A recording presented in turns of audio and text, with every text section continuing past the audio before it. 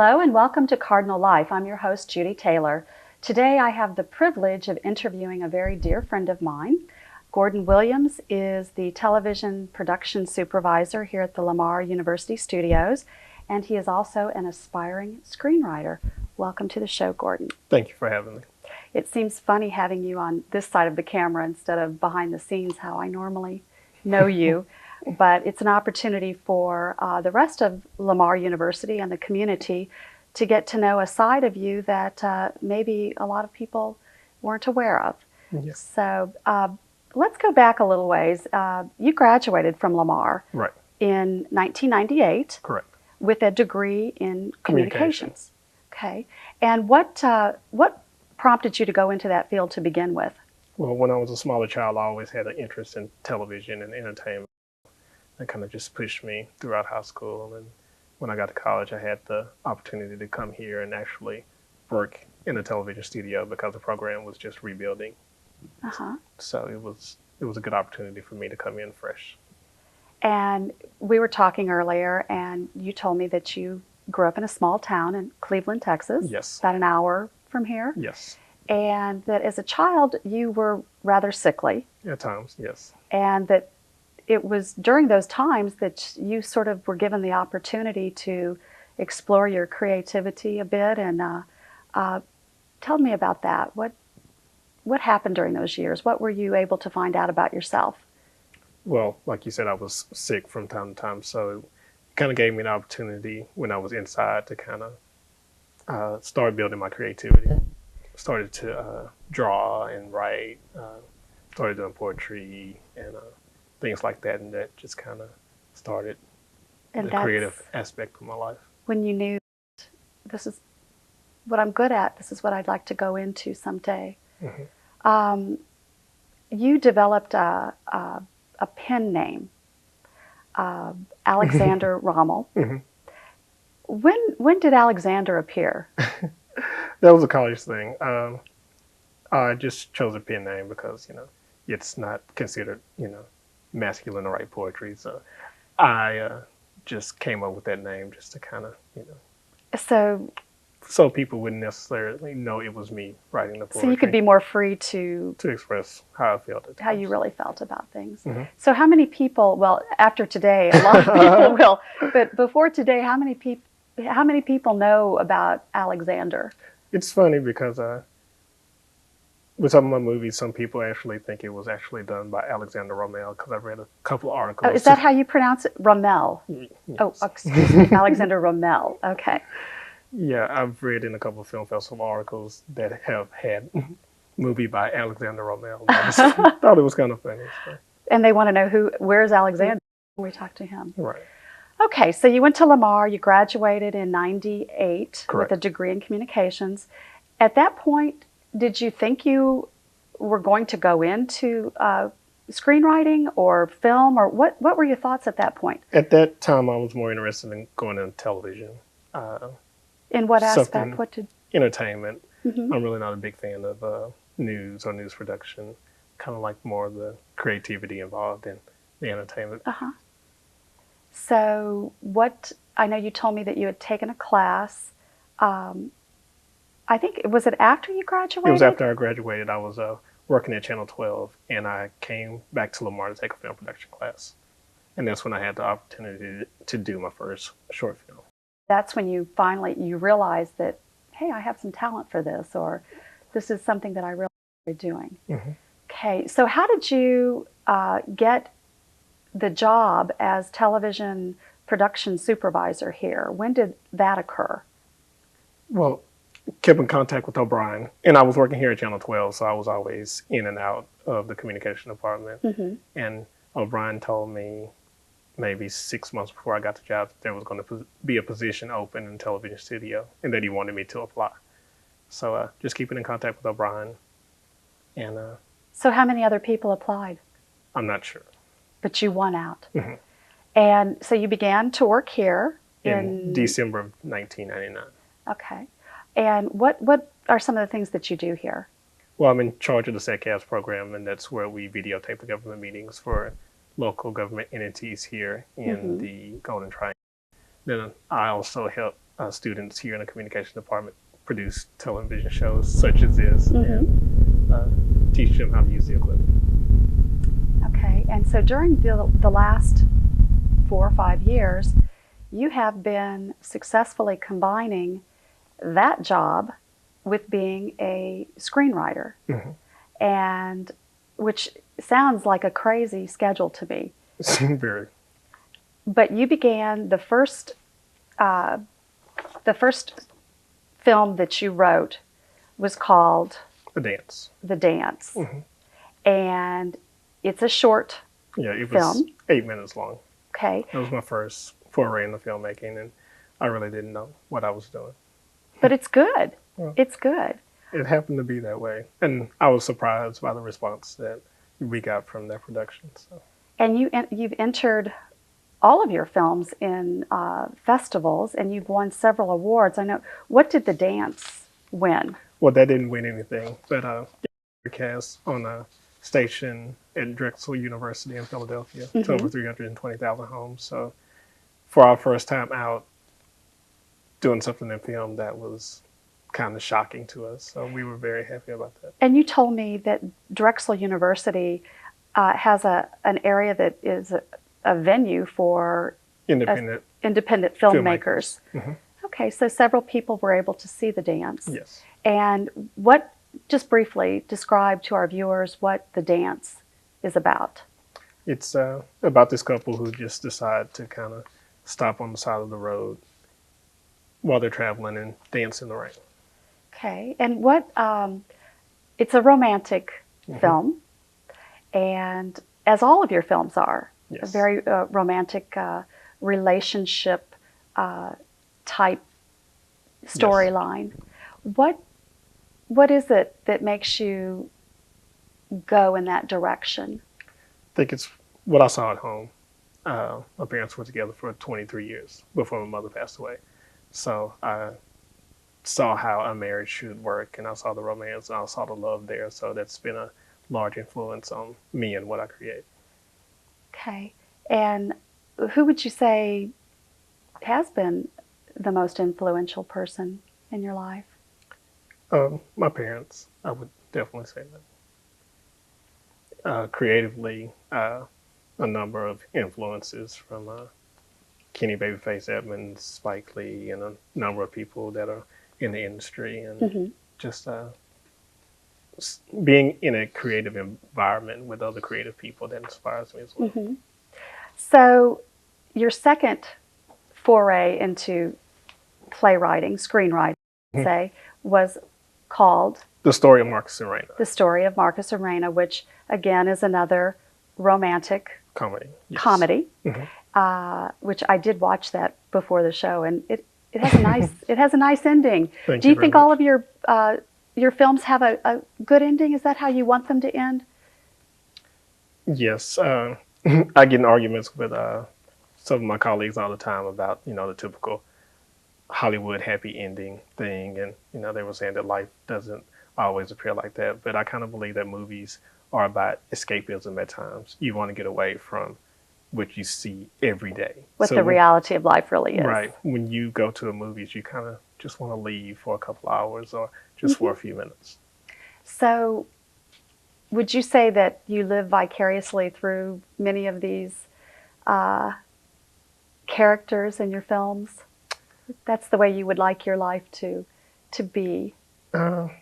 Every piece of fiction is wrapped in the truth at some point. So the question is what's actually real and what's not. So. But Marcus and Raina did actually win some awards. A number of awards. And tell me. We won first place here at the Lamar University Top Film Festival. We won first place at the Houston Multicultural Independent Film Festival. Tell me a little bit about that one, multicultural. Does that mean they really encourage people of diversity, of color to submit their work? Yes. Because as a minority filmmaker with some of the festivals, it's kind of hard to get work into some of the larger festivals. They seem to be dominated by white males, would you say? Yes. You were telling me that your work doesn't always population thinks that a black male screenwriter would write. True. They're not gangster movies. No, it's not the shoot 'em up, typical African American movies that most people are used to seeing. Because it was funny that I entered a film festival and I got a review sheet back and it said, it surprised me that there was not any violence in this film. And I didn't know how to take that.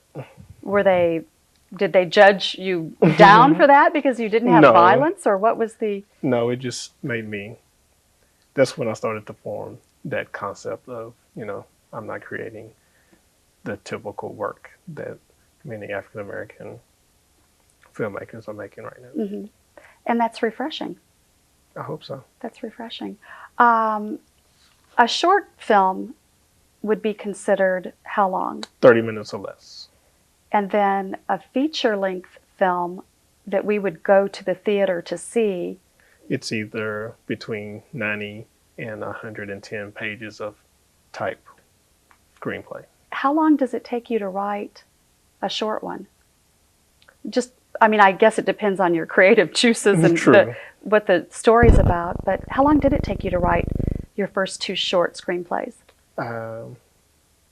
What I normally do is write a story at times. I just write the story straight out and then I adapt the screenplay from the story that I write. So it may take from 2 to 3 months to get the original draft out. And then I'll go back and rework it and rewrite it, and that may take up to a year at times. So. Okay, and what I know, the second 2 films that you wrote are feature-length stories. Right. The Greater Ambition and Sacred Flames. Yes, that's the new one. How long, that sounds like a major undertaking. How long did it take you to work on those 2 stories? The Greater Ambition, it took me 4 months to write that, and I wrote Sacred Flames in about 2.5. 2.5 months? Yes.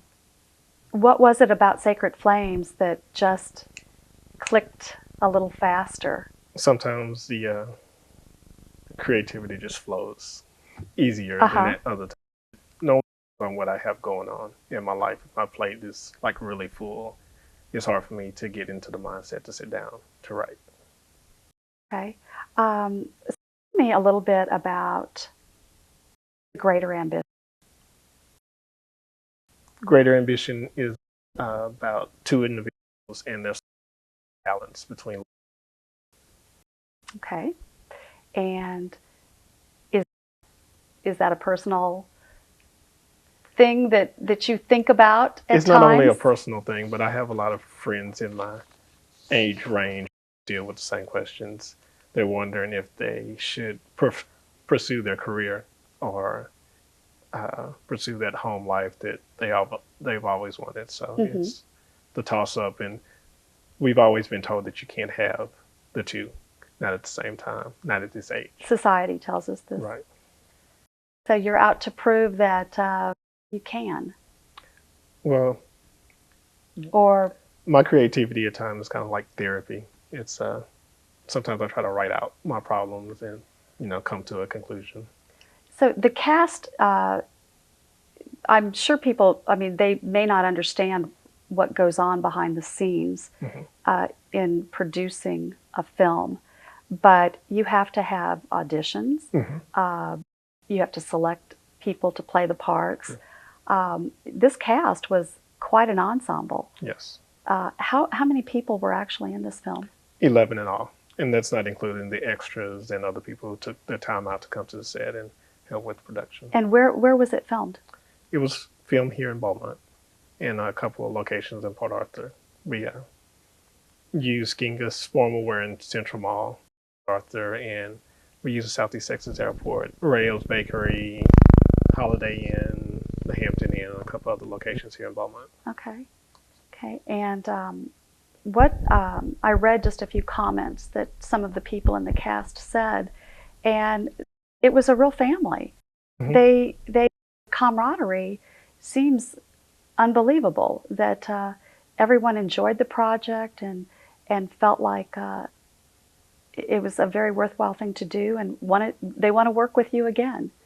Well, we kind of spent between 8 months and a year together. So you become friends with people, you develop relationships, and it was a family. So almost a year with this group of people in between auditions and Yes. and the end of filming and what we know we'll talk about in just a moment, the premiere party that's coming up. When you're working 16 to 19-hour days, you become close to people. You develop relationships. You crack jokes, and you get a real rapport with each other.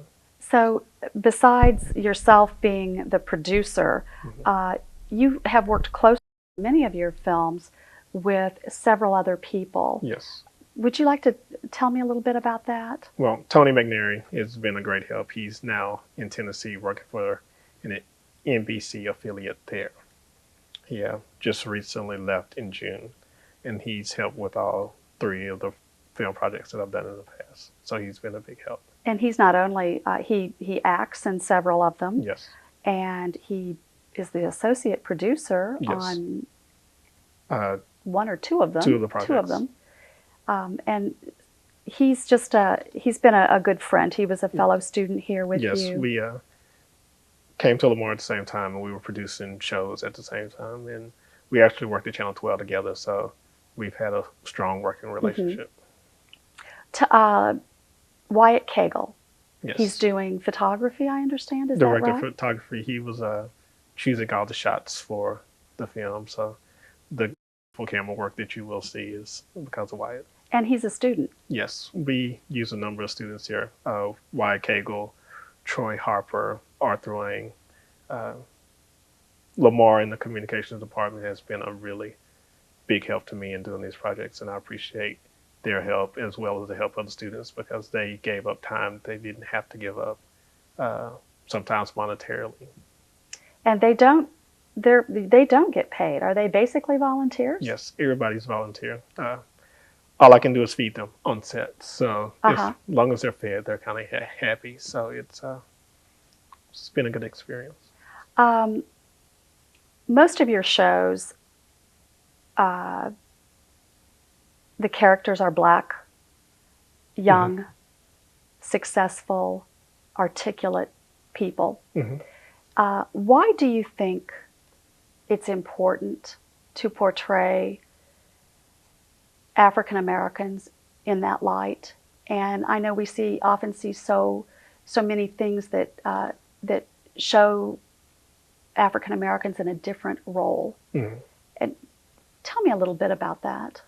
Well, there's different type of African Americans, as we've talked about, and there's more than the portrayals that you see of Black men being carted off to jail, or African American women being pregnant at the age 15. There are successful African Americans. There are African Americans that fall in love as well.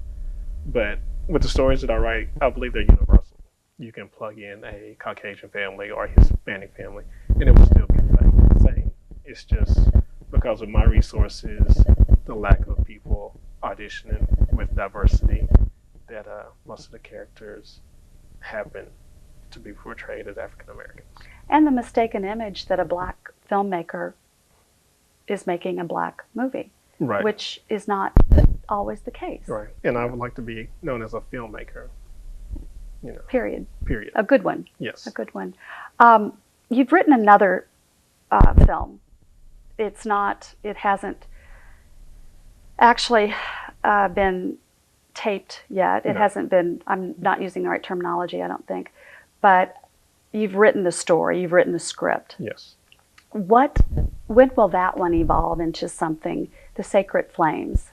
I'm not sure.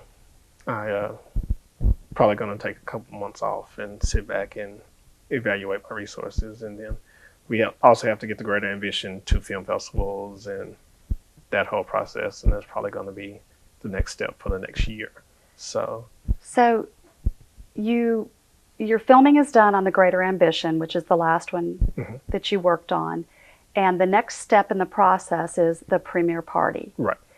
where you introduce the film to the public. Right. And it's after that point that you can then begin to enter it in film festivals? Yes. And then how many do you typically enter your films in? Whatever we can get into, depending on the deadline and the cost to enter each festival. So What is the cost to enter? it varies because some of the larger festivals are more expensive than the smaller ones, of course. And the hope, perhaps, in entering your work in a festival is that the right person will see it? Yes. Also, it's building up the resume. Mm-hmm. You know, so I can say this project won this festival, and hopefully, with doing the smaller projects, we will get somebody interested in the feature-length script at some point. Okay. Okay. So the premiere party for The Greater Ambition Yes. is going to be held Saturday, October 19th. Correct. At the Setzer Center here on the Lamar University campus. Yes. And it is open to the public, Yes. very much like anyone to attend. Yes. And I know your invitation said dress to impress. One might be a little confused and think, oh, I don't know.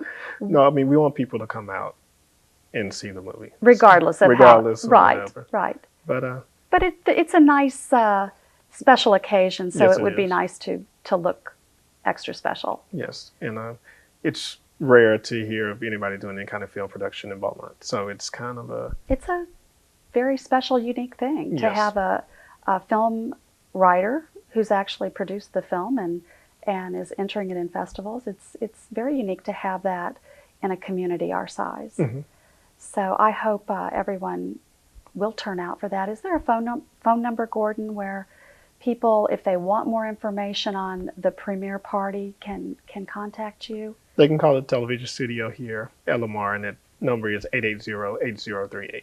Okay.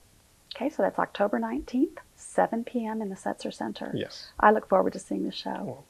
So in closing, we're almost out of time here.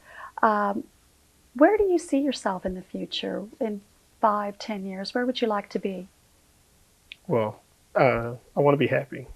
And Mm-hmm. I realize that, you know, my creativity plays into that.